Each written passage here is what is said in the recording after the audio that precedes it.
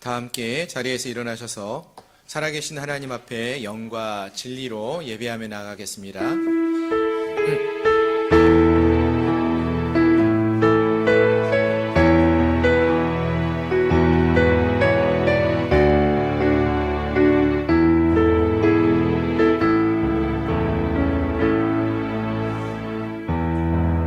하늘의 문을 여소서, 이곳을 주목하소서. 주를 향한 노래가 꺼지지 않으니, 하늘을 열고 보소서. 이곳에 임재하소서. 주님을 기다립니다. 기도의 향기가 하늘에 닿으니, 주여 임재하여 주소서. 이곳에 오셔서 이곳에 앉으소서. 이곳에서 드리는 예배를 받으소서. 주님의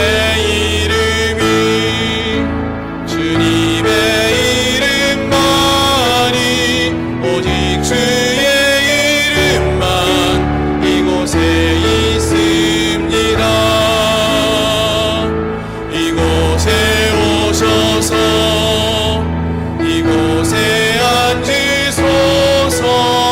이곳에서 드리는 예배를 받으소서. 주님의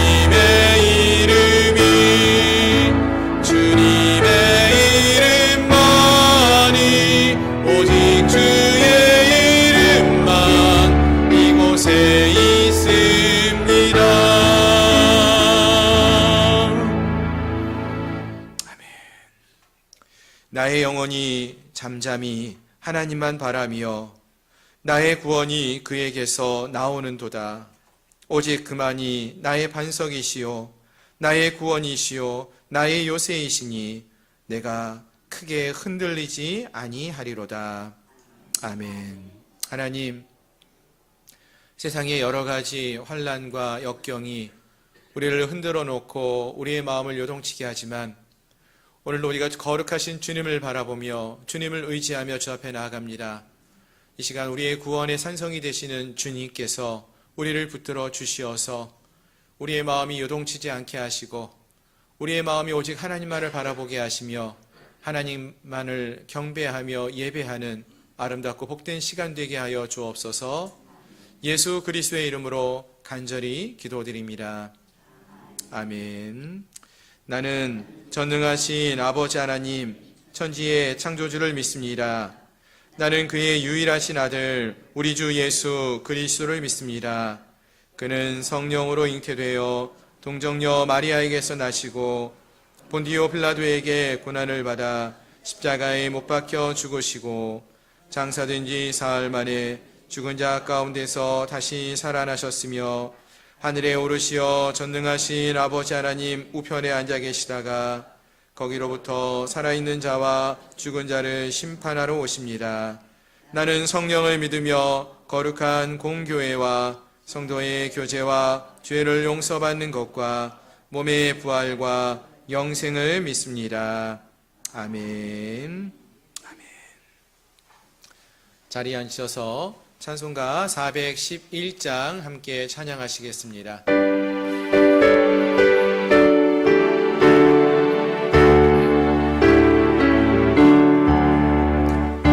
내 맘속에 잠든 평화 있네. 주 예수가 주신 평화. 시험 닥쳐와도 흔들리지 않아. 다 귀한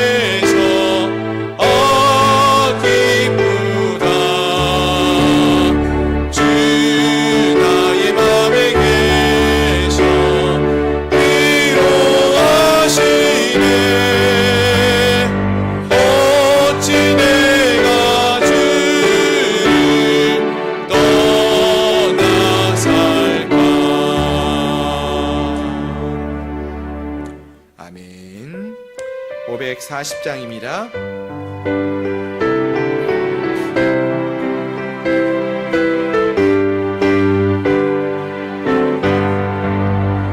주의 음성을 내가 들으니 사랑한단 말일세. 믿는 마음으로 주께 가오니 나를 영접하소서. 내가 매일 십자가 앞에 더 가까이 가오니 구세주의 흘린 봄의 피로써 나를 정케 하소서. 주여 넓으신 은혜 베푸사 나를 받아주시고 나의 품은 뜻 주의 뜻같이 되게 하여 주소서. 내가 매일 십자가 앞에 더 가까이 가오니 구세주의 흘린 봄의 피로써 나를 정케 하소서. 주의 보좌로 나아갈 때에 어찌하니 기쁠까. 주의 얼굴을 항상 배우니 더욱 친근합니다. 내가 매일 십자가 앞에 더 가까이 가오니 구세주의 흘린 봄의 피로써 나를 정케 하소서. 우리 구주의 넓은 사랑을 증량할 자 없으며 주가 주시는 참된 기쁨도 헤아릴 수 없도다.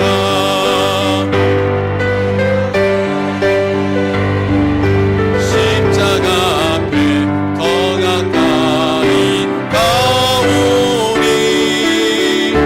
구세주의 흘린 봄의 피로써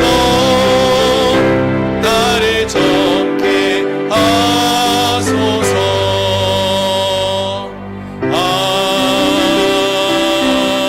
아멘. 아멘. 우리 시간 함께 통성으로 같이 기도하며 나가기 원합니다. 우리가 매일 십자가 앞에 더 가까이 나아가기를 소망하며 기도하겠습니다. 주님의 음성을 듣기를 소망하며 나아가기를 원합니다. 우리를 사랑한다라고 말씀하시는 그 주님의 음성을 들으며 주님, 우리가 더 주님을 알아가게 하시고 더 주님을 사랑하게 하시고 더 주님을 닮아갈 수 있는 저희가 되게 해달라고, 주님의 십자가로 조금 더 가까이 나아가는 오늘 이 예배가 되게 해달라고 이 시간 함께 통성으로 같이 기도하며 나가겠습니다. 주님, 이 시간 우리가 주님 앞에 더 가까이 나아가기 원합니다. 오늘의 이 예배가 살아계신 하나님을 만나는 은혜의 자리가 되기를 소망합니다. 하나님, 우리의 마음의 문을 활짝 열어주시고 우리 안에 있는 더럽고 추한 모든 죄의 문제를 사함받게 하시고, 하나님, 우리가 주님 앞에 주님의 십자가 가운데 더 가까이 나아갈 수 있는 은혜가 있게 하여 주시옵소서. 주님, 우리를 사랑한다고 말씀하시는데 그 주님의 음성을 우리가 듣기 원합니다. 세미하게 말씀하시는 그 주님의 음성에 귀를 기울이며 나가기 원합니다. 하나님, 아버지, 우리의 닫혀진 마음의 문이 열려지기를 소망합니다. 하나님, 우리의 눈을 열어서 주를 보게 하여 주시옵소서. 오늘 우리 가운데 임하여 주시고 우리를 따스한 손길로 감싸 안아 주시고 우리에게 말씀하시는 주님, 우리를 사랑한다라고 우리를 자녀 삼으신다라고 말씀하시는 그 주님의 음성에 귀를 기울이며 나가기 원합니다.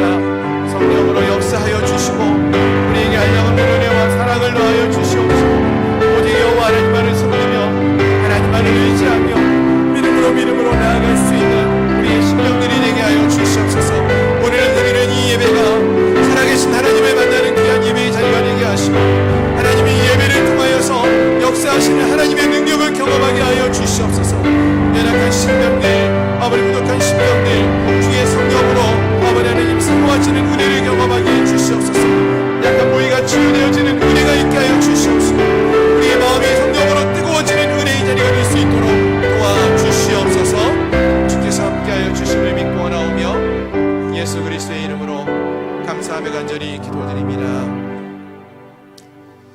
주님, 감사합니다.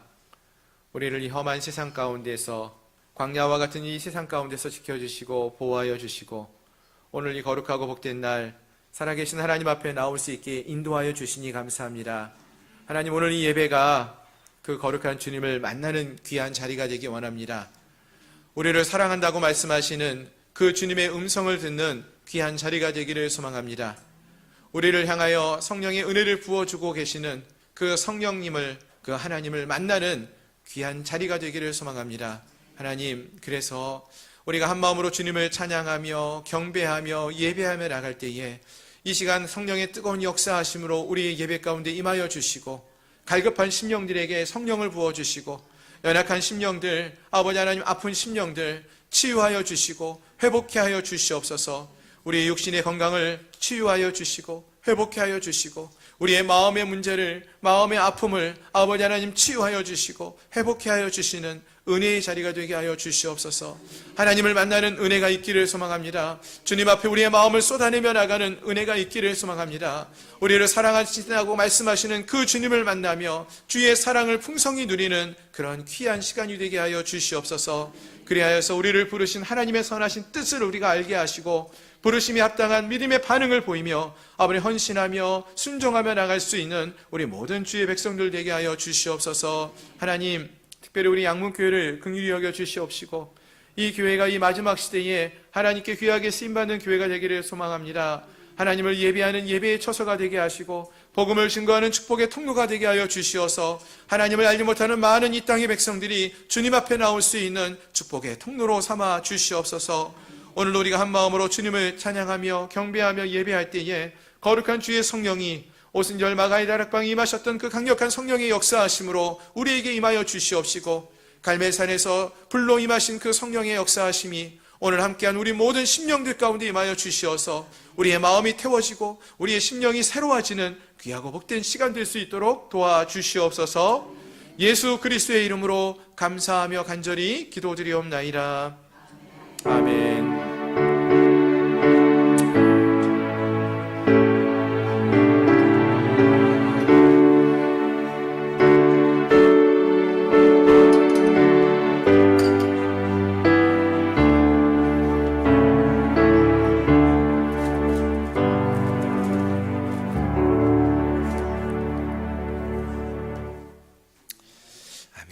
할렐루야.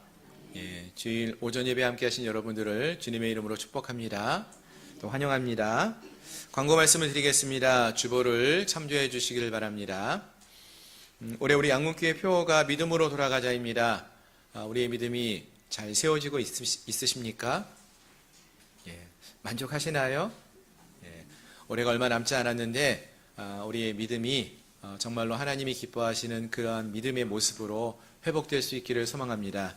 예배의 자리를 회복하시고 기도의 자리를 회복하시고 말씀에 헌신하는 순종의 자리가 회복되어지기를 소망합니다. 아멘. 오늘 예배 중에는 우리 성찬 예식이 있습니다. 주님의 몸을 기념하고 또 주님과의 약속을, 언약을 회복하는 귀한 시간이 될 수 있기를 소망합니다. 그리고 지난주 월요일부터 다음 주 돌아오는 토요일까지 우리가 매일 저녁 7시에 함께 모여서 기도하고 있습니다. 이 기도의 자리는 어느 누구 몇 사람만을 위해서 준비된 시간이 아니라 우리 모든 성도님들이 함께 나오셔서 정말로 올 한 해 하나님이 우리에게 부어주신 은혜를 기억하며 감사할 수 있는 자리가 되었으면 좋겠고요. 그리고 다가오는 새해에도 우리가 하나님과 함께 동행하는 삶을 살겠다라고 결단하며 나가는 시간 되었으면 좋겠습니다. 아멘. 특별히 우리 직분자들 또 우리 모든 성도님들이 그러한 마음으로 나오셔서 함께 기도하시고 또 은혜를 누릴 수 있기를 소망합니다. 그리고 지난주 우리 추수감사주에 감사 우리 헌금을 드려주셔서 그 헌금을 가지고 우리가 사랑의 쌀 나눔의 행사를 합니다. 가난한 개척교회를 돕는데 또 우리가 함께 헌금을 나누고요. 그리고 또 우리 지역사회에 도움을 필요로 하는 분들을 위해서 사랑의 쌀을 나눕니다. 1층에 보시면은 우리가 지난주에 드린 헌금을 가지고 쌀을 300kg를 준비해 놨습니다. 이제 이거는 아마 이제 우리 저희 지역의 동사무소를 통해서 지역에 이제 나누어 드릴 것이고요. 우리 성도님들이 보시면서 또 지역에 또 가까운 이웃들 가운데 도움이 필요하신 분들이 계시면은 교회에 말씀해 주시면은 그건 또 따로 저희가 구입을 해서 나눕니다. 그래서 주변에 쌀이 필요하시거나 도움의 손길이 필요하신 분들이 계시면은 언제든지 기도하시면서 말씀해 주시고 또 하나님의 사랑을 함께 나눌 수 있으면 좋겠습니다. 아멘. 예. 그리고 예수제자훈련학교는 오늘도 예배 후 오후 1시 30분부터 시작됩니다. 우리 지난주에 이어서 김낙희 간사님 오셔서 다림질에 대해서 말씀해 주십니다. 귀한 은혜의 시간 될 수 있도록 기도해 주시길 부탁드립니다. 큐티방 모임 매주 금요일 오전에 있습니다. 말씀 묵상하기 원하시는 분들, 또 묵상 어떻게 하시면 좋을까 고민하실 때 오셔서 함께 묵상을 나누는 은혜를 누리기 바랍니다. 예, 그리고 다음 주 주일 예배는 온 가족이 함께하는 예배로 드립니다. 다음 주에는 1부 예배가 따로 없고요. 2부 11시에 우리 주일학교와 학생회, 청년회, 그리고 우리 모든 세대가 함께 모여서 함께 예배하는 시간을 갖고자 합니다. 11월 30일 다음 주는 오전 11시 예배 때 우리 모든 성도님들이 함께 오셔서 함께 온 가족이 함께하는 귀한 예배의 시간 될 수 있기를 소망합니다. 아멘. 예, 다른 광고는 주보를 참조해 주시고요. 한 가지 부탁의 말씀을 드리면은 저희가 하나님 앞에 거룩한 예배를 드리는데 적어도 우리가 예배 시간 조금 일찍 한 10분 정도 일찍 오셔서 자리해 주시고 함께 기도하면서 예배를 준비하시면 좋겠다라는 생각이 듭니다. 물론 교회에 오셔서 여러 가지 교제도 나눌 수 있는데 하나님 앞에 기도하면서 우리의 마음을 또 하나님께 드리며 나갈 수 있는 귀한 예배가 되었으면 좋겠다라는 생각을 합니다. 예, 한 10분 정도 먼저 예배당에 오셔서 기도하시면서 마음을 준비하시고 또 예배할 수 있기를 바랍니다. 아멘. 예, 다른 광고는 주보를 참조해 주시면 되겠고요. 우리 11월 한 달 동안에 또 말씀을 읽고 암송하기 원하는 구절, 우리 하박국 3장 18절 말씀입니다. 우리 화면을 보시면서 함께 읽도록 하겠습니다. 나는 여호와로 말미암아 즐거워하며 구원의 하나님으로 말미암아 기뻐하리로다. 하박국 3장 18절 말씀. 아멘. 예. 누구로 기뻐하십니까? 여호와 하나님으로, 구원의 하나님으로 말미암아 기뻐하고 계시나요? 예. 얼굴에서 그 기쁨이 좀 많이 비추어지면 좋겠는데요. 예. 이 한 달 동안에 하나님이 우리에게 부어주신 그 기쁨이 우리 모든 성도님들 가운데 넘쳐나기를 소망합니다. 이어서 성찬 예식을 거행하겠습니다. 우리 찬송가 228장 1절을 함께 찬양하시면서 성찬 예식을 준비하도록 하겠습니다.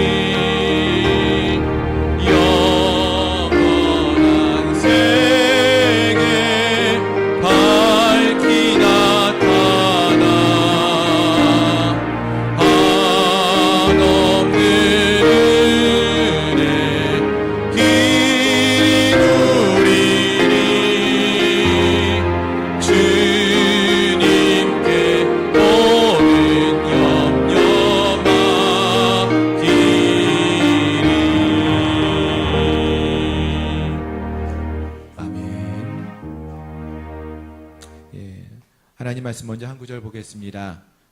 신약성경 누가복음 22장 20절 말씀입니다. 제가 봉독해 드립니다. 이 잔은 내 피로 세우는 새 언약이니 곧 너희를 위하여 붓는 것이라.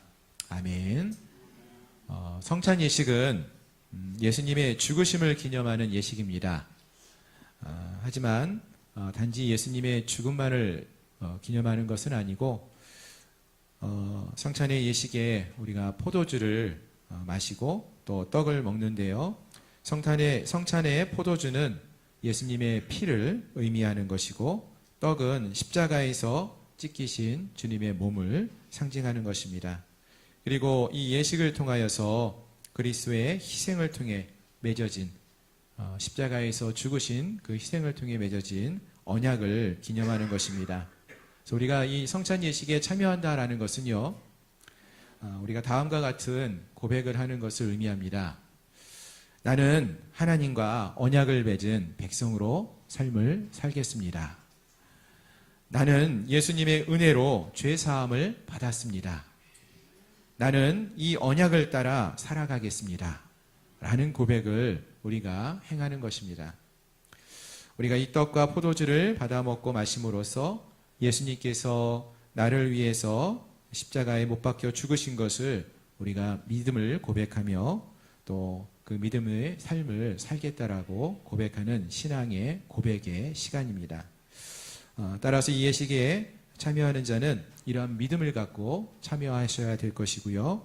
동시에 경건한 마음과 준비된 마음으로 함께 참여해야겠습니다. 오늘 이 시간이 거룩한 성찬의 예식이 될 수 있기를 주님의 이름으로 축원합니다. 분병 분잔하겠습니다.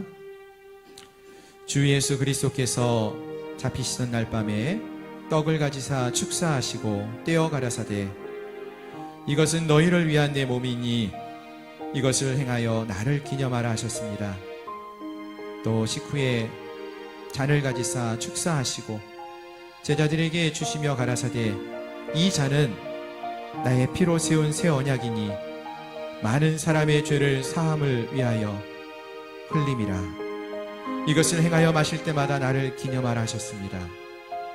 우리가 나누게 되는 잔은 주께서 십자가에서 흘리신 보혈을 상징하는 것으로, 이것은 하나님과 인간 사이에 맺어진 새 언약을 의미합니다. 또 떡은 생명의 떡이 되시는 예수 그리스도의 몸을 상징하는 것으로, 예수님께서 십자가에 못 박혀 상하시고 죽으심으로 우리에게 영원한 생명을 나누어 주심을 의미합니다.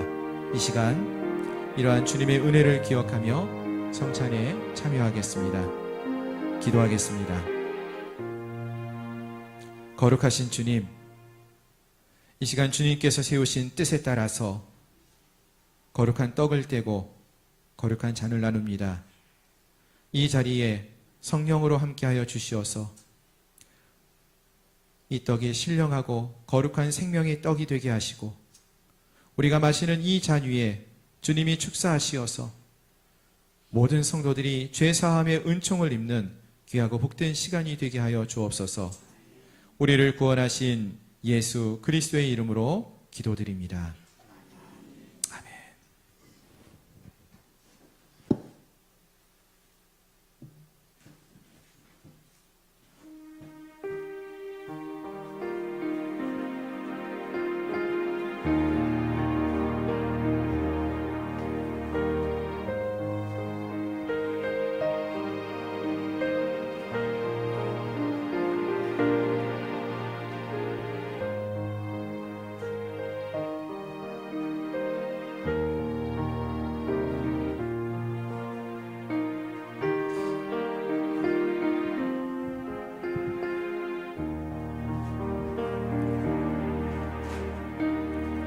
성찬 예식은 세례 교인들만 참여하는 예식입니다.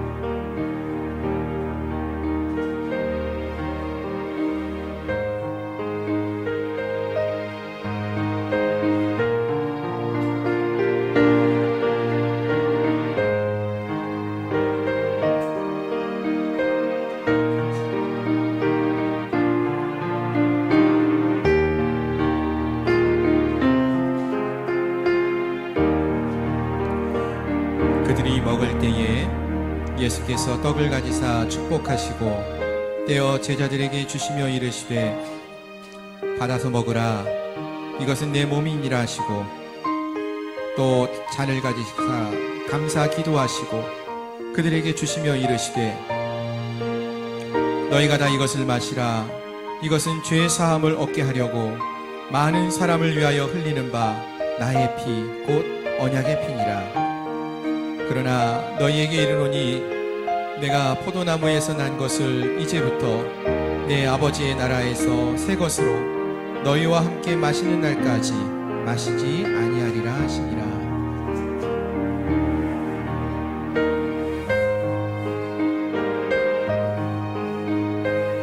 내가 너희에게 전한 것은 주께 받은 것이니 곧 주 예수께서 잡히시던 밤에 떡을 가지사 축사하시고 떼어 이르시되 너희가 이 떡을 먹으며 이 잔을 마실 때마다 주의 죽으심을 그가 오실 때까지 전하는 것이니라. 그러므로 누구든지 주의 떡이나 잔을 합당하지 않게 먹고 마시는 자는 주의 몸과 피에 대하여 죄를 짓는 것이니라. 사람이 자기를 살피고 그 후에야 이 떡을 먹고 이 잔을 마실지니 주의 몸을 분별하지 못하고 먹고 마시는 자는 자기의 죄를 먹고 마시는 것이니라.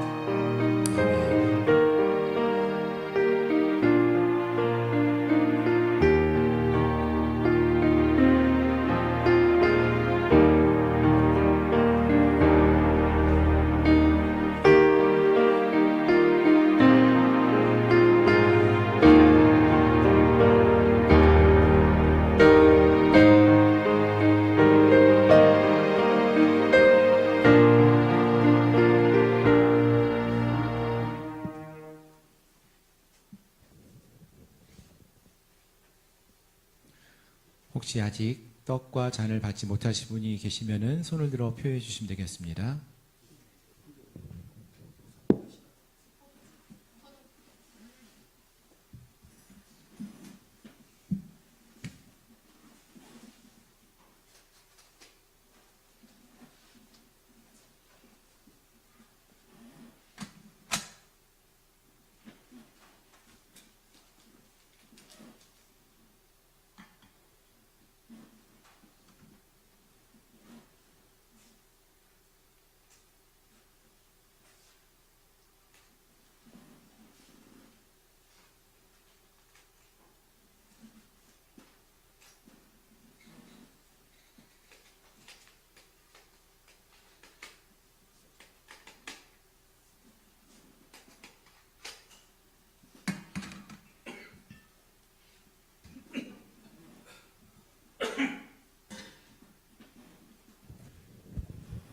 이에 그들이 찬미하고 감람산으로 나아가니라. 우리 찬송가 228장 4절 함께 찬양하겠습니다.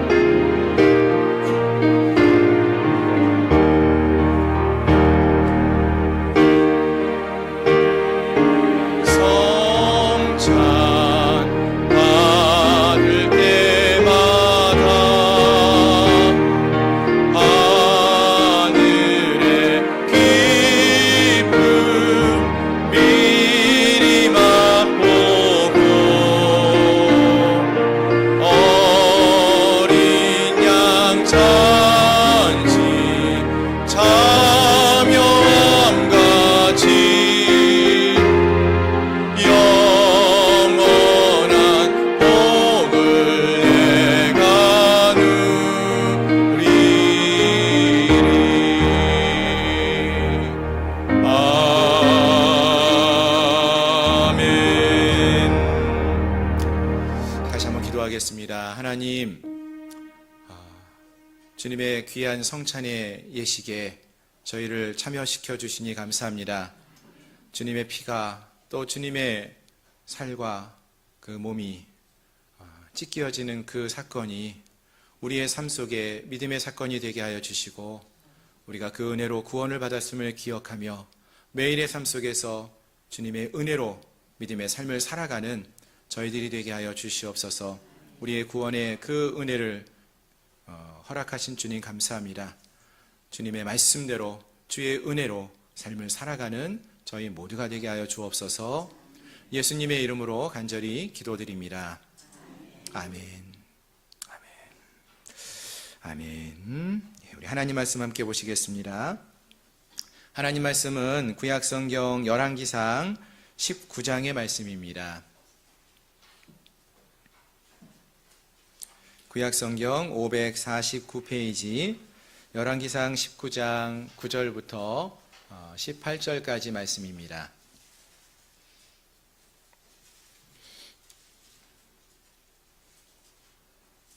우리 한 절씩 교독하시겠습니다. 열왕기상 19장 9절부터 18절 말씀. 엘리야가 그곳 구레에 들어가 거기서 머물더니 여호와의 말씀이 그에게 임하여 이르시되 엘리야야 내가 어찌하여 여기 있느냐.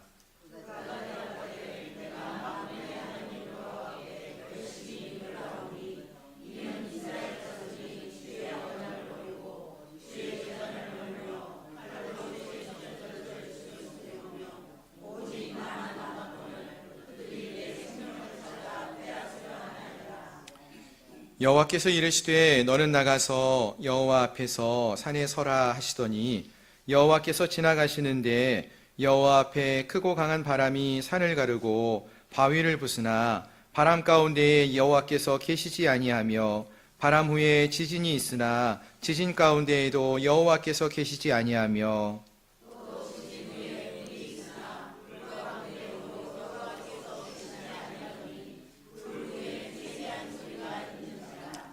엘리야가 듣고 겉옷으로 얼굴을 가리고 나가 굴 어귀에 섬에 소리가 그에게 임하여 이르시되 엘리야야 내가 어찌하여 여기 있느냐.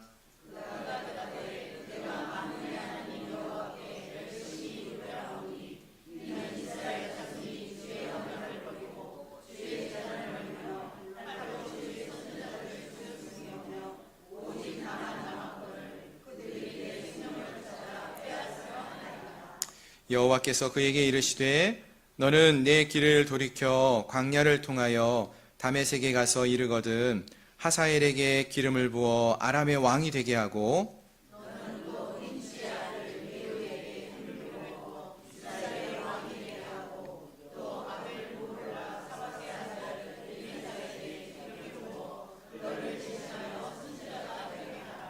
하사엘의 칼을 피하는 자를 예후가 죽일 것이요 예후의 칼을 피하는 자를 엘리사가 죽이리라. 그러나 내가 이스라엘 가운데에 7,000명을 남기리니 다 바알에게 무릎을 꿇지 아니하고 다 바알에게 입맞추지 아니한 자니라. 아멘. 아멘. 다시 한번 기도하겠습니다. 하나님, 이 시간에 또 하나님의 귀한 말씀 앞에 섭니다. 겸손한 마음으로 서게 하시고 또 말씀 앞에 신실하게 반응할 수 있는 저희 모두가 되게 하여 주옵소서. 예수님의 이름으로 간절히 기도드립니다. 아멘. 아멘. 할렐루야. 함께 하신 여러분들을 주님의 이름으로 축복합니다. 요즘 우리나라에도요 가끔 도로상에서 싱크홀이라는 큰 구멍이 생겨서 여러 가지 큰 문제가 일어나는 때가 있습니다. 그런데 이 싱크홀하고 비슷한 것 중에 하나가 포트홀이라는 게 있습니다. 이게 뭐냐면은요, 흔히 아스팔트에 이제 보면은 도로에 생기는 작은 구멍들, 틈, 흠 이런 것들을 말하는데요. 일반적으로 아스팔트의 틈에 물이 들어가서 겨울이 되면은 얼지요, 또 녹지요. 그러다 그런 일이 반복적으로 이루어지다 보면은 아스팔트 표면이 깎여 나가고. 그러다가 어느 지역에 조금 움푹 들어가는 구멍이, 얇은 구멍이 생기는 경우가 있습니다. 근데 이것이 이제 운전을 하시다가 보면은, 덜컹거리면서, 차가 흔들리게 되거나 또 그로 인해서 사고가 일어나는 그런 일들이 종종 있다라고 합니다. 그러니까 매우 위험한 일이죠. 미국의 어느 도시에서 이러한 포트홀이 너무나 많이 생기는 도로가 있어서 그 지역의 사람들이 이제 나라의 정부에 항의를 해가지고 전문가가 와서 그 땅을 좀 이렇게 검사를 했습니다. 그리고 그 도로의 구조를 분석했는데 놀라운 사실이 발견되어진 것이죠. 사실 이 포트홀이 생기는 주된 이유가 다른 이유도 많이 있겠지만 차들이 빠르게 많이 달리기 때문에 생겼다라는 것입니다. 그러니까 큰 차들이 무거운 차가 빠르게 속도로 지나가다 보니까 도로에 균열이 조금씩 생기고 또 큰 구멍이 점점 되어갔더라. 이런 이야기가 결과로 나타난 것입니다. 그래서 어떤 일을 행하게 되냐면은 이곳에 이 도로에 차량의 속도를 제한하기 시작했어요. 그리고 중간에 또 휴식을 취할 수 있는 구간도 만들었습니다. 그랬더니 놀랍게도요, 어떤 일이 벌어지는가 보니까 포트홀이, 그 도로에 많았던 포트홀이 거의 다 사라지게 되었다라는 것입니다. 왜 이런 이야기를 드리느냐 하면은요, 사실 뭐 도로에 이런 구멍이 많이 생겼다, 없어졌다, 이거를 아는 것도 중요한데, 이 이야기가 단지 어떤 일반 도로에 관한 이야기뿐만 아니라 우리의 삶 속에서도 우리의 삶하고도 연관이 있는, 비슷한 점이 있는 그러한 모습들이 있다라는 것이죠. 우리가 우리의 마음을 돌아볼 때에 그런 비슷한 일들이 종종 있습니다. 우리가 흔히 번아웃이라는 이야기를 할 때가 있습니다. 어떤 상태죠? 우리의 마음이 너무나 지쳐가지고 아무것도 할 기력이 없는 그러한 상태 아닙니까? 정말로 쉴 틈이 없이 달리다 보니까 마음의 여유가 없어져요. 그래서 마음이 어떠한 상처도 생기고 균열도 생기는 그러한 상태를 말합니다. 그럼 어떻게 하면 좋을까요? 이럴 때는 일단은 속도를 줄이고 쉬셔야 된다는 거예요. 잠시 우리가 다시 건강을 회복할 수 있도록 잠시 멈추는 그러한 모습들이 필요하다는 것입니다. 일단 속도를 줄이고 하던 일을 멈추고 쉬어가는 것만으로도 우리의 마음이 회복될 수 있고 건강을 회복할 수 있다는 것입니다. 이 번아웃이라는 것이요, 우리가 어떠한 약하기 때문에 생기는 것이 아니라 너무 우리의 마음이 많은 것들을 짊어지고 있고 빠르게만 행하다 보니까 우리의 건강에 어떠한 주어지는 마음의 경고 등과 같은 것이 이러한 모습들이라는 것이죠. 혹시 우리 중에 이러한 마음, 우리의 삶 속에서 너무나 열심히 달려와서 우리의 삶 속에 번아웃이 된, 지쳐있는 그러한 분들이 계십니까? 잠시 우리가 하던 일은 좀 내려놓고 쉴 수 있기를 바라고요. 그리고 그냥 쉬는 것이 아니라 주님 안에서 우리가 좀 쉬면서 주님이 주시는 은혜와 능력으로 새 힘을 얻고 회복할 수 있는 그러한 은혜가 있기를 소망합니다. 예. 그래서 우리가 주님 안에서 주시는 그 새 힘을 얻고 기쁨을 회복하여서 정말로 감사한 마음으로, 기쁨의 마음으로 신앙의 삶을 살아갈 수 있는 저와 여러분들이 될 수 있으면 좋겠습니다. 아멘. 자, 이제 오늘 본문의 말씀을 함께 살펴보기 원하는데요. 오늘 우리가 함께 읽은 본문의 말씀은 구약 성경의 대표적인 선지자죠. 엘리야 선지자의 이야기입니다. 여러분, 엘리야 선지자, 아마 이미 우리 설교 시간에도 여러 번 들어보았을 것이고 또 말씀을 통하여 묵상하시면서도 우리가 잘 아는 선지자일 것입니다. 그는 참 위대한 일을 많이 행했던, 또 경험했던 그러한 선지자였죠. 어떤 일들을 생각해 볼 수 있을까요? 그는 죽은 사르밧의 과부의 아들을 살리는 일도 했고요. 또 그리시네가에서 까마귀가 먹을 것을 가져다 주는, 물어다 주는 그러한 경험을 하는 그런 놀라운 일도 경험했습니다.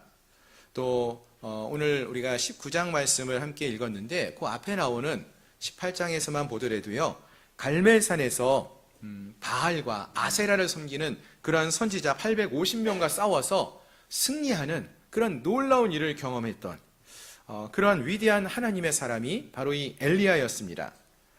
그래서 이 갈멜산에서의 사건을 보시면은 하늘에서 하나님 앞에 간절히 기도함으로써 하늘에서 불이 내려와 가지고 엘리야가 쌓았던 재물을 태움으로써 하나님만이 참 신이라는 것을 모든 사람들에게 알리고 놀라운 승리를 거두었던 그러한 일을 경험했던 자였던 것이죠. 자, 그럼 여러분, 이렇게 놀라운 일을 많이 행한 선지자, 특히 이런 크고 위대한 사건을 경험했던 이 선지자가 그 일 이후에는 어떠한 모습으로 섰을까요? 또 그가 행한 이 갈멜산에서 이 위대한 승리를 거두고 나서 어떤 일들을 우리가 그 다음에 기대해 볼 수 있을까요? 사실 갈멜산에서 이러한 큰 승리, 하나님이 진짜 신이라는 것을 널리 알릴 수 있는 이런 놀라운 사건이 벌어진 뒤라면은 많은 경우라면 이런 일을 기대할 수 있습니다. 온 땅에 이제 하나님만이 진짜 신이라는 것을 공포하게 되고요. 바알을 섬기던 자들이 다 그 우상을 버리고 하나님만 섬기게 되었더라.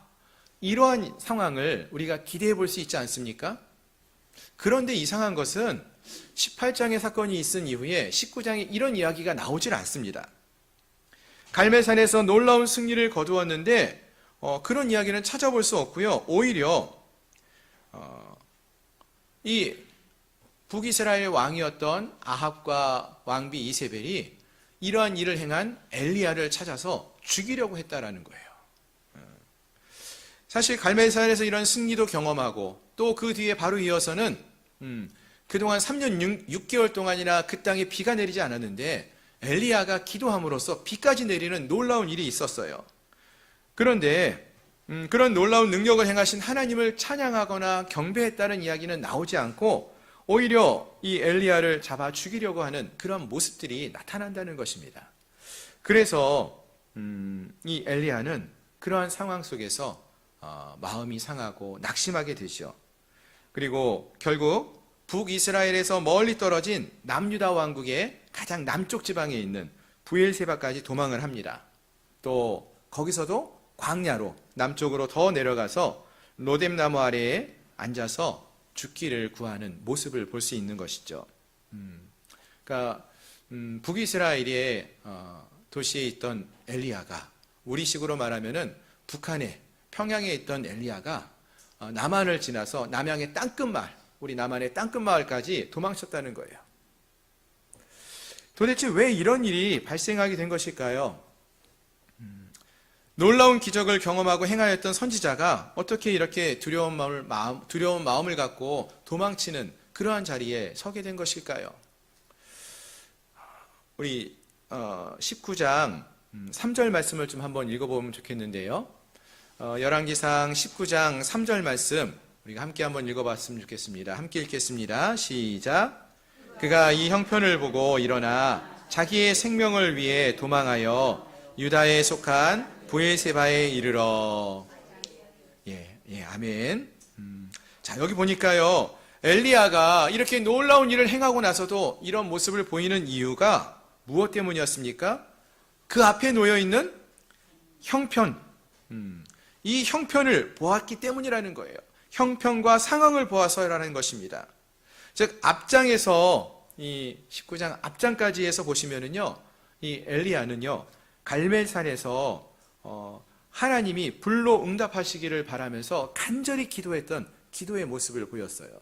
하나님을 바라보며 기도했어요. 그리고 기도로 불이 응답해 주시는 응답을 경험하게 됩니다. 또 비가 내리지 않는 땅을 위하여 하나님께 간절히 부르짖고 기도했습니다. 즉 하나님을 믿고 바라보고 있었다는 거죠. 그런데 이 19장에 와서 보니까 지금 이 엘리야는요 하나님이 아닌, 하나님을 바라보고 하나님을 의지하는 것이 아니라, 하나님을 바라보는 것이 아니라 이 형편을 보고 있다는 거예요. 자기에게 둘러싸여 있는 형편, 지금 이 땅의 모습, 환경을 바라보았다는 것이죠. 그랬더니 그 마음이 어떻게 됩니까? 걱정과 근심이 쌓여지고요, 두려워서 또 낙심이 되어서 그 자리를 떠나서 도망하게 되었다는 것입니다. 이세벨과 북이스라엘 군대가 쫓아오지 못하는 곳으로 도망해야 되겠다, 이러한 생각을 가지고 남쪽으로 내려간 것이죠. 그렇습니다. 위대한 선지자 엘리야도 하나님을 바라보지 않게 되었을 때, 세상의 상황과 환경을 바라보게 되니까 낙심하게 되었다는 거예요. 하나님이 어떻게 지금까지 그와 함께 해오셨는지, 얼마나 놀라운 일을 행해 주셨는지를 다 잊고 지금 눈에 보이는 상황과 환경만을 바라보며 낙심하게 된 것입니다. 자, 그렇다면 사랑하는 성도 여러분, 우리는 어떻습니까? 우리 지난 한 해를 살아오면서 우리는 지금 무엇을 바라보고 누구를 바라보고 살아가는 것 같습니까? 살아계시고 역사하시는 하나님, 지금까지 우리를 지켜주시고 함께하신 그 하나님을 바라보며 살아가십니까? 아니면 지금 우리 눈앞에 보이는 상황과 환경을 바라보면서 살아가고 있습니까? 사실 생각해 보면은요, 우리가 코로나의 시대를 지내면서 많은 게 변한 것 같습니다. 코로나 이전의 우리의 모습을 보면은요, 가정에서도, 직장에서도, 교회에서도 훨씬 더 많은 일들을 행하면서도요, 그 일을 기쁨으로 감당하고 즐거움으로 함께했던 모습들이 있었어요. 저희 교회만 하더라도 코로나 이전에는요, 주일날 새벽 예배도 있었고요, 주일 예배, 1부 예배, 2부 예배, 오후 예배, 그리고 그것만 한 것이 아니라 오후 예배 끝나고 제자 훈련, 또 중간에 식사도 같이 하냐고 식사 봉사도 하고, 참 여러 가지 일들을 합니다. 어떤 분들은 교사로 섬기고요, 매주마다 성가대 찬양대로 섬기는 분도 계시고요. 그럼에도 불구하고 기쁨과 감사가 넘쳐서 그 일을 감당해 나가는 우리의 모습이 있지 않았습니까? 근데 언젠가부터 이러한 믿음의 모습이, 열정이 작아져요. 예배에 대해서도 열정이 줄어들고 있지 않습니까?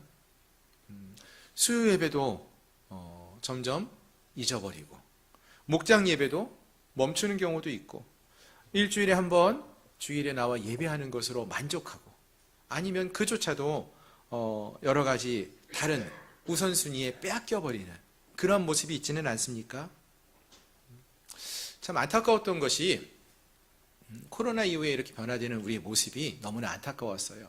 또 지난 한 주 우리가 저녁 기도회로 함께 모여서 뜨겁게 기도하고 있는데, 이 기도하시는 그 분들의 숫자가 뭐 단순히 숫자를 비교하고 싶지는 않지만 작년에 비해서 올해가 더 적어 보여요. 기도를 잃어버리고 기도의 자리를 떠나 있는 우리의 모습이 있지는 않느냐라는 것입니다. 왜 이같이 된 것일까요? 왜 그렇습니까? 우리의 시선이 지금 하나님께 있지 아니하고 다른 곳에 있지 않습니까? 세상의 기쁨 가운데 우리의 시선이 놓여져 있고, 하나님을 바라보지 않고 하나님이 주시는 은혜의 삶을 살아가는 것이 아니라 상황을 바라보면서, 지금 우리에게 주어진 상황이 너무나 힘들고 바쁘다, 여기에 우리의 마음이 빼앗겨 있지는 않습니까? 오늘 본문에 나오는 엘리야도 그러한 삶을 살았다는 것입니다. 어찌 보면 역사상 가장 위대한 승리를 거둔 위대한 사역을 했던 그러한 선지자 엘리야인데, 변하지 않는 그 상황과 사람들을 바라보다가 지치고 상한 거예요. 낙심한 거예요. 그래서 광야의 로뎀나무 아래 지쳐 쓰러져 있지 않습니까? 자, 그런데 여러분, 하나님께서는 바로 그러한 엘리야를 찾아오셨다는 거예요. 그러한 엘리야를, 지쳐 쓰러져 있는 그 엘리야를 찾아오셔서 말씀하십니다. 어떻게 말씀하셨습니까? 우리 오늘 본문 11절, 12절 말씀만 같이 한번 읽어봤으면 좋겠습니다. 11절, 12절 말씀입니다. 시작.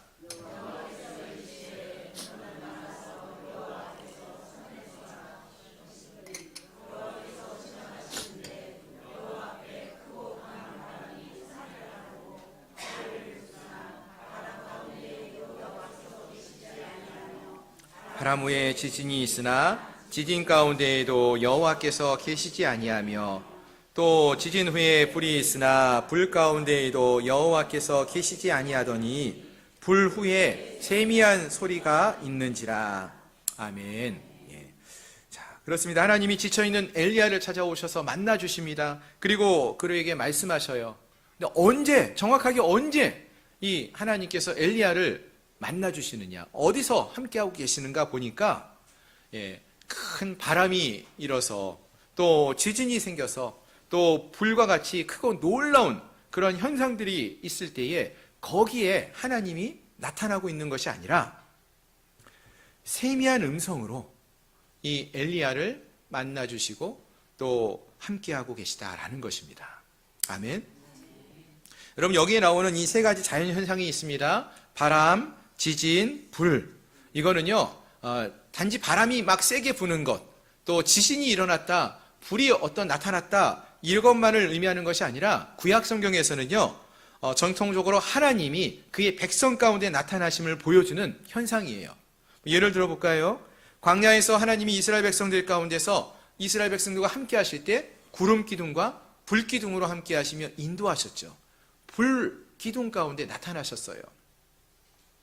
바로 앞장인 갈멜산에서도요, 엘리야가 기도할 때 불로 하나님이 임하셨다고 하지 않았습니까? 즉 이러한 바람과 지진과 불이 나타났다는 것은 그 가운데 하나님이 있어야 하는 거예요. 그런데 본문을 보니까 오늘 본문 속에서는 하나님이 거기에는 계시지 나타나지 않으셨다라고 했어요. 그리고 대신에 이 모든 것이 지나간 후에 하나님이 세미한 음성 가운데 세미한 음성으로 나타나시고 있다라는 것입니다. 그렇습니다. 물론 하나님은요, 다른 말씀 속에 나오는 것처럼 큰 이적 속에서 놀라운 일을 행하며 나타나시기도 하십니다. 하지만 또한 하나님은 세미한 음성 가운데 나타나서 말씀하시고 일하시기도 하신다라는 것입니다. 아멘. 근데 우리는 어떠한가 하면은요, 우리는 기왕에 하나님이 나타나시면은 세미한 음성 가운데서 나타나시는 그 모습에는 그렇게 관심이 좀 적고요, 많지 않고요. 대신에 기왕이면은 강한 바람, 아니면 막 온 땅이 흔들릴 만한 그런 지진과 같은 놀라운 사건, 아니면 불과 같이 놀라운 기적의 역사, 그런 것을 보면서 거기에서 역사하시는 하나님을 만나고 싶어 한다는 것입니다. 지친 영혼을 찾아가서 만나주시고 조용히 세미하게 말씀하시는 그 주님도 만날 수 있는데, 그거보다는 놀라운 기적을 보기 원한다는 것이죠. 하지만 본문에서 말씀하고 있는 것은 우리 하나님은요, 그렇게 놀라운 사건을 통해서도 역사하시지만 사실은 우리의 매일의 삶 속에서, 작은 일상의 삶 속에서 우리에게 말씀하여 주시고 우리의 삶을 이끌어 주시고 돌보아 주시고 은혜와 사랑으로 베풀어 주신다는 것입니다. 지친 영혼을 찾아와 주시고 그를 만나 주시고 조용히 세미하게 말씀하여 주시는 그런 하나님이시기도 하다라는 거예요. 아멘. 그렇습니다. 하나님은 오늘 우리에게 가끔은 또 큰 질병이 걸렸을 때 그것을 고쳐주시는 하나님으로, 큰 기적의 역사를 행하심으로 나타나기도 하지만, 매일의 삶 속에서 우리가 말씀을 묵상할 때마다, 우리가 기도할 때마다 우리에게 말씀해 주시고 우리 옆에서 우리와 함께 하시는 하나님으로, 우리를 위로해 주시는 위로의 하나님으로 만나 주시기도 하는 하나님이십니다. 그런 하나님을 여러분 만나고 계십니까? 올 한 해 그런 하나님과 함께하고 계시나요? 아니면 그런 하나님 만난 지가 오래되셨습니까? 여러분, 왜 우리가 이 세미한 음성으로 말씀하시는 하나님을 잘 만나지 못하는 것일까요? 여러분, 우리 교회 바로 옆에 보면은요, 큰 도로가 있죠. 예, 이게 무슨 도로죠? 남부순환 도로예요. 예전에는 이게 엄청나게 큰 도로였어요. 그래서 큰 차도 정말 지금도 많이 다니지만 예전엔 많이 다니고 시끄러웠어요. 차가 많이 다니니까. 그래서 지금 방음벽도 세워지고 막 그러죠. 근데 우리는 이 남부순환도로에 차가 많이 다니는 것 플러스 하늘을 보면 뭐가 있어요? 예. 다른 지역에서는 잘 없는 비행기도 우리는 소유하고 있어요. 그래서 비행기가 한번 싹 지나가면은요, 예, 그 소리가 어마어마합니다. 가끔은 여름에 TV를 보다 보면은요, 드라마 속에서 주인공이 뭐라고 중요한 얘기를 딱 하는데 그때 뭐라고 하는지 들리나요? 안 들려요. 그래서 옆에 있는 같이 TV를 보는 사람한테 뭐라 그래? 이렇게 물어보지 않습니까? 우리 그런 경험이 있어요. 왜 그렇습니까, 여러분? 이 TV 주인공이 하는 대사의 소리보다 이 바깥에서 들리는 소리가 너무 더 크기 때문에 그래요. 마찬가지입니다. 하나님이 우리에게도 오늘 말씀하셔요. 우리에게도 말씀하십니다. 그런데 그 하나님의 음성보다 더 크게 들리는 것이 우리에게 있으면은 하나님의 음성을 듣는 게 어렵다는 거예요. 세상에 여러 가지 이야기가 너무 많이 우리에게 들려주고 있어요. 그럼 하나님이 말씀하시는 게 잘 안 들려요. 어떤 이야기에 우리가 마음이 빼앗겨 있으면은요, 하나님이 우리에게 말씀하시는 거에 집중할 수 없다라는 것입니다. 또 우리가 너무나 분주하면은요, 해야 할 일이 너무나 많으면은 마음이 나뉘고요, 몸이 지치게 됩니다. 그러면은 하나님을 바라보기보다, 하나님의 음성을 듣기보다 지금 눈앞에 있는 그 문제들을 해결해 나가야 할 그 산적한 문제들을 보면서 바쁘게 하나님께 우리의 귀를 열어 듣지 않고 나아갈 때가 많다는 것입니다. 하나님이 무엇이라고 말씀하시는지 들리지도 않고 말씀에 귀를 기울이지도 않고 대신 산적해 있는 문제들을 보면서 걱정과 근심 가운데 그 문제들 가운데 지쳐 쓰러지는 우리의 모습이 있다라는 것이죠. 그렇습니다. 이와 같이 상황과 환경을 바라보면 넘어져요. 엘리야조차 그러지 않았습니까? 엘리야가 그의 눈앞에 보이는 상황을 보았을 때 이 상황으로 인하여서 그가 이 형편을 보고 멀리 도망치는, 두려움 가운데 도망치는 그러한 모습을 보이지 않았습니까? 자, 그럼 여러분 어떻게 해야 될까요? 우리는 어떻게 하면 좋겠습니까? 다시 하나님을 바라보아야 해요. 어떻게 하나님을 바라볼 수 있을까요? 먼저는 하나님 앞에 우리가 조용히 머물 수 있어야 합니다. 하나님이 세미하게 우리에게 말씀하시는데 세미한 음성을 듣기 위해서는 시끄러운 모든 것들을 닫아놓고 조용한 곳에 하나님과 우리가 1대1로 만날 수 있는 그러한 자리에, 그 기도의 자리에, 말씀을 묵상하는 그 자리에 우리가 설 수 있어야 한다는 것입니다. 그리고 바쁜 모든 것들을 잠시 내려놓고 하나님께만 우리가 집중할 수 있어야 한다는 것입니다. 오늘 이 자리에 함께하는 우리 모두가 이 한 주간은 다른 바쁜 일정을 좀 내려놓으시고 하나님 앞에 집중할 수 있는 그러한 은혜가 있기를 소망합니다. 세미하게 말씀하시는 그 하나님의 음성을 들을 준비를 우리가 하며 나아갈 수 있기를 바랍니다. 분명 우리에게 말씀하셔요. 말씀하시는 하나님의 음성을 들을 수 있도록 우리가 조용한 곳에 하나님과 함께하는, 하나님 말씀에 귀를 기울이며 나갈 수 있는 저희 모두가 될 수 있기를 소망합니다. 아멘. 자, 그리고 또 이 말씀을 보시면은요, 우리 하나님께서는 세미한 가운데 말씀하시는 분이라고 했습니다. 근데 이 세미한 음성으로 말씀하신다라는 의미가요, 물론 작은 소리라는 의미도 있습니다. 이 원어의 의미를 보시면은 그 의미가 아주 가늘고 섬세한 소리, 작은 소리, 또한 부드럽고 조용한 속삭임이라는 것입니다.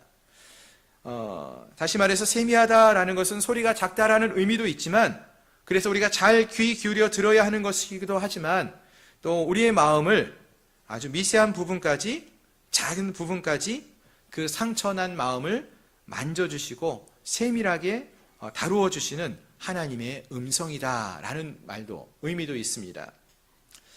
무슨 의미인가 하면은요, 앞에서 우리가 이 엘리야 이야기를 살펴보실 때에 엘리야가 하나님의 산 호렙산에 이제 이르러서 하나님을 만나게 됩니다. 그때 엘리야가 뭐라고 말을 하는가 하면은 10절에서 이스라엘 자손이 주의 언약을 버리고 주의 제단을 헐며 칼로 주의 선지자들을 죽여서 오직 나만 남았습니다. 나만 혼자 남았습니다. 하나님, 이렇게 말을 하는 이야기가 있어요. 근데 사실은요, 열왕기상 18장의 말씀, 바로 앞에 나오는 말씀을 보시면은 아합의 신하 중에 오바댜라는 사람을 엘리야가 먼저 만났습니다. 근데 이 오바댜가 하는 이야기가 자기가 하나님을 믿는 하나님의 사람 100명을 50명 나눠서 숨겨주고 먹여주고 있다라고 했어요. 그 이야기 엘리야가 들었어요. 그러면 적어도 엘리야는 무엇을 알 수 있어요? 나와 같은 하나님의 사람이 몇 명 있다는 거예요? 나만 남았다라고 말할 수 있습니까? 아니요. 최소한 100명 넘게 있다는 건 아는 거예요. 그럼에도 불구하고 지금 엘리야는 이렇게 말을 합니다. 나만 남았습니다. 이렇게 얘기하고 있어요. 그 사실을 잊을 만큼 너무나 힘들고 하나님의 음성을 듣지 못할 그러한 상황에 그렇게 외롭고 지쳐있다라는 것을 말해주는 것이죠. 그러자 하나님께서 그러한 엘리야를 만나시면서 세미한 음성으로 말씀하신다고 했어요. 어떻게 세미하게 말씀하셨을까요? 물론 조그만 소리, 작은 소리로 말씀하시는 것도 맞아요. 하지만 또 이렇게 말씀하십니다. 오늘 본문에 이제 19장 18절 말씀을 보시면은 이런 말씀이 있었죠. 그러나 내가 이스라엘 가운데 7,000명을 남기리니 다 바알에게 무릎을 꿇지 아니하고 다 바알에게 입맞추지 아니한 자니라. 아멘. 예. 바알에게 무릎을 꿇지 않은 자가 몇 명 있다고 말합니까? 엘리야 혼자 있다라고 말하지 않는다는 거예요. 너 혼자라고 생각하지 말라는 거예요. 오바댜가 얘기했던 100명이 있다라고 했는데 그거를 넘어선 7,000명이 있다라고 말씀하신다는 거예요. 그렇습니다. 우리 하나님은요, 이와 같이 세미하게 말씀하시는 분이에요. 두려움 가운데 있는 나 혼자라고 생각하는 자에게 너 혼자가 아니라고 말씀하십니다. 그 마음을 위로하시고 그에게 말씀해 주셔요. 너 혼자가 아니다. 너와 함께하는 자가 이렇게 많이 있다. 힘을 내라고, 그러니 힘을 내라고 말씀하신다는 것입니다. 그렇습니다. 오늘 우리에게도 이런 세미한 음성으로 우리의 마음을 어루만져 주시고 우리의 필요에 따라 말씀해 주시는, 위로하시는 하나님이 되심을 믿으시길 바랍니다. 따라서 그 주님의 음성에 귀를 기울이며 순종하며 나갈 수 있는 저희 모두가 될 수 있기를 소망합니다. 자, 그리고 또 오늘 본문에 15절 이하 말씀을 보시면은 하나님이 엘리야에게 다시 또 사명을 주시는 이야기가 나와요. 어떤 사명을 주는가 하면은 사람을 세우라고 하십니다. 어떤 사람을 세우느냐? 15절 이하에서 보시면은 하사엘이라는 사람을 아람의 왕으로 세우라고 하셔요. 또 님시의 아들 예후에게 기름을 부어서 북이스라엘 왕국의 왕으로 세우라고 하십니다. 또 사밧의 아들 엘리사에게 기름을 부어서 엘리야를 대신할 선지자로 세우라고 하십니다. 여러분, 이 아람의 왕 하사엘을 만나서 기름 붓고 왕으로 세우려면 어디까지 가야 하는지 아십니까? 지금 이 엘리야는요, 남유다 왕국 부엘세바에서 더 남쪽에 저 시내산 가까이 내려가 있어요. 거기서부터 다시 남유다 지나서 북이스라엘 지나서 다메섹까지, 아람까지 올라가야 돼요. 엄청난 거리를 가야 돼요. 가서 거기서 아람의 왕을 세우고 또 북이스라엘에 가서 예후를 왕으로 세우고 이런 일을 해야 돼요. 엄청난 거리를 왔다 갔다 여행을 합니다. 쉽지 않아요. 지금 엘리야가 번아웃이 되어 있고 지쳐 있는데 이러한 사명을 주셨다는 거예요. 여러분, 이게 어떻게 여러분 생각이 되십니까? 하나님이 이 엘리야에게 다시 무거운 짐을 얹어주시는 것으로 이 이야기가 들려지십니까? 지쳐있는 자에게 다시 이런 사명을 주신다는 거예요. 왜 그럼 이런 말씀을 하시고 사명을 주시는 것일까요? 엘리야에게 다시 한번 무거운 짐을 주시느냐? 그게 아니라 이 말씀은요, 그동안 엘리야가 행해왔던 그의 사역이 헛되지 않다라는 것을 말씀해 주시는 것입니다. 엘리야가 내가 이렇게 열심히 하나님 말씀대로 일을 행하며 살아왔는데도 이 백성들이 변하지 않고 환경이 변화된 게 하나도 없습니다. 이렇게 이야기하고 있는데 하나님은 그러한 엘리야에게 이제 네가 사람을 세워야 할 것이다 라고 말씀하시면서 그들은 바로 아합과 그의 세력을 물리치고 새로운 일을 행할 하나님의 사람이라는 것을 말씀해 주시는 것입니다. 즉 아합을 징계하기 위해서 그 도구로 사용할 아람의 왕 하사엘을 세우라고 말씀하십니다. 그리고 이 북이스라엘 왕국의 아합을 대신할 새로운 왕 예후가 세워지도록 할 것이다 라고 말씀하시는 거죠. 무슨 말이에요?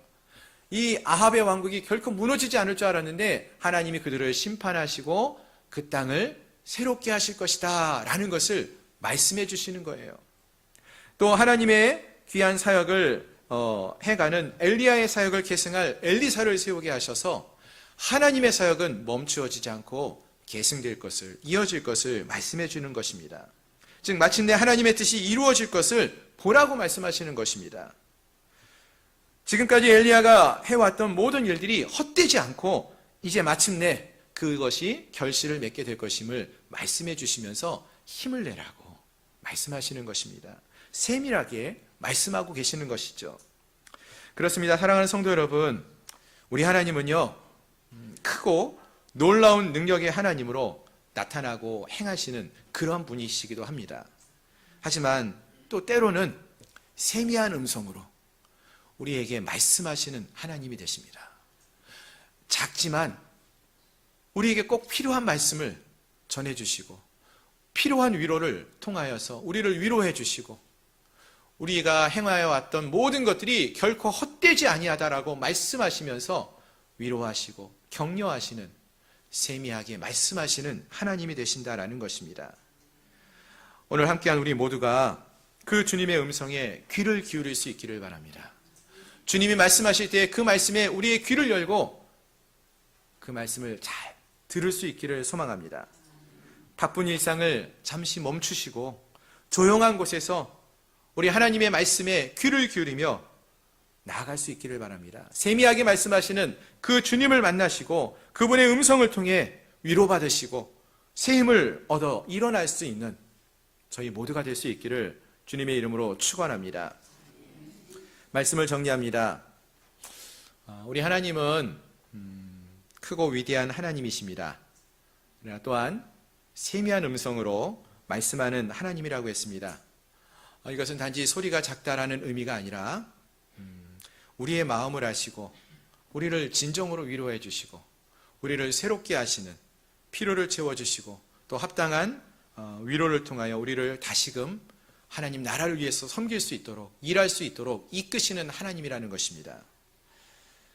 그러한 하나님께서 매 순간마다 우리에게도 다가오셔 말씀하시고 우리를 부르십니다. 오늘 함께한 우리 모두가 이 주님의 부르심에 그 주님의 세미한 음성에 귀를 기울이며 순종하며 나갈 수 있기를 소망합니다.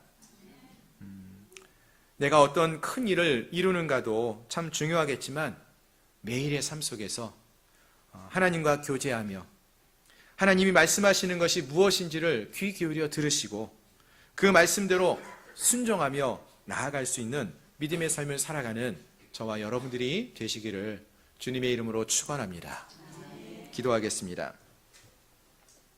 오늘 말씀을 기억하면서 함께 기도하기 원합니다. 주님, 우리가 너무나 분주한 삶을 살면서 우리에게 말씀하시는 하나님의 말씀에 귀를 기울이지 않았습니다.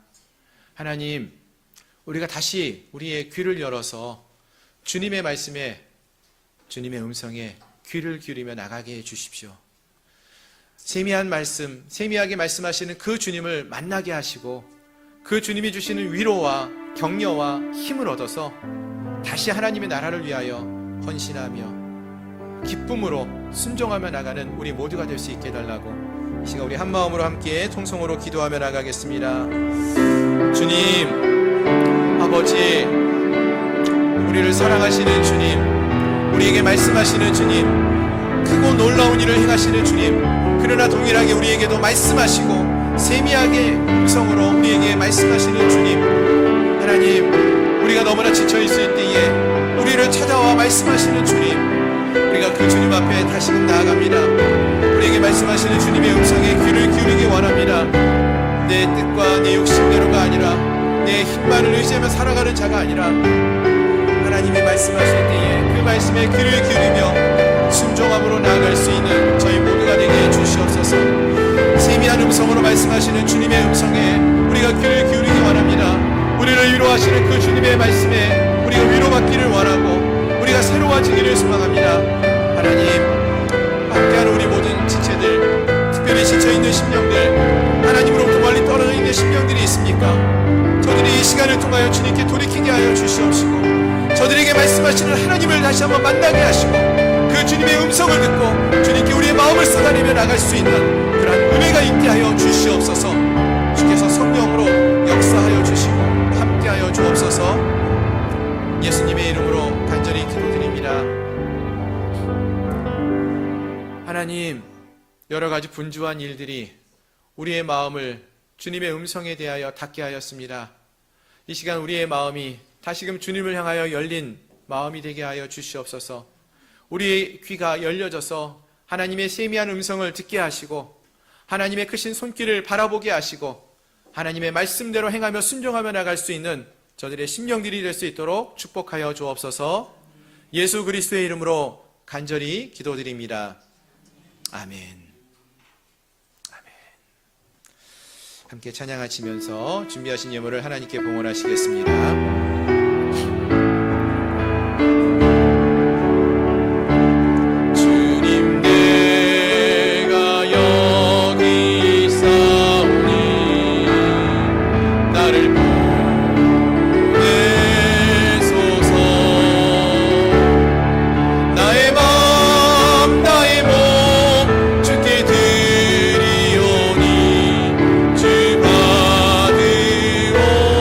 주옵소서.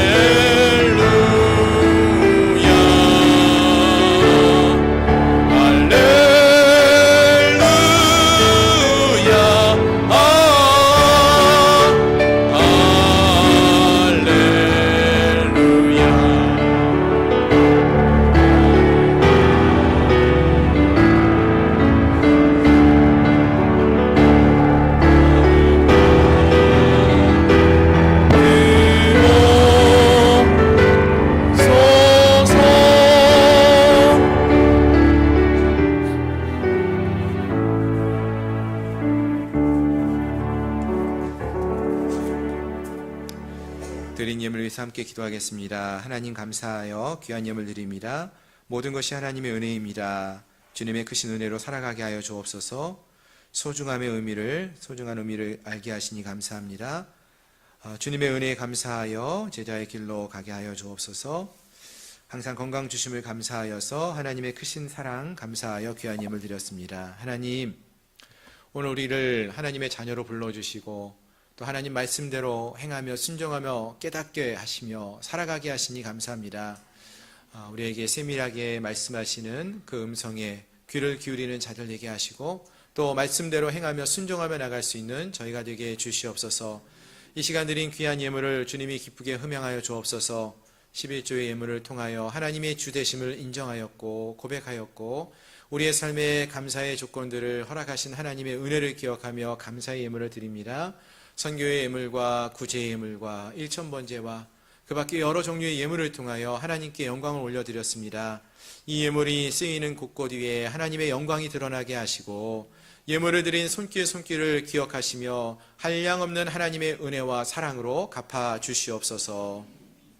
지금은 우리 구주 예수 그리스도의 은혜와 하나님 아버지의 크신 사랑하심과 성령 하나님의 내재 충만 위로 역사 교통하심이 말씀하시는 하나님의 말씀에 귀를 기울이며 순종하며 믿음의 길을 걸어가기를 소망하는 사랑하는 우리 양문교회 모든 성도들 머리 위에 가정과 직장과 사업처 위에 나라와 민족 위에 이제로부터 영원토록 함께 있을지어다. 아멘.